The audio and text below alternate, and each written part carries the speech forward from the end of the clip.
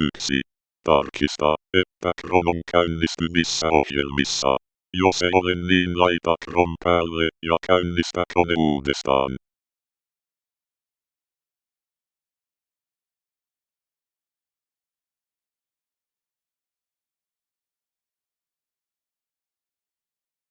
2.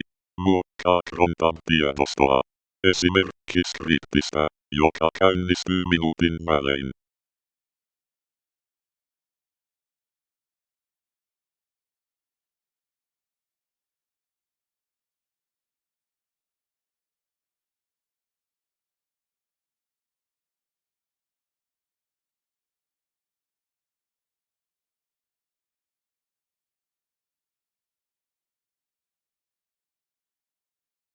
'Jos käynnistät graafisia ohjelmia, niin muista laittaa myös export-diskla yhtä kuin 0.0 etet. 4. Voit poistaa ohjelman Chrome-tabista yksinkertaisesti laittamalla Risuaidan ohjelman eteen.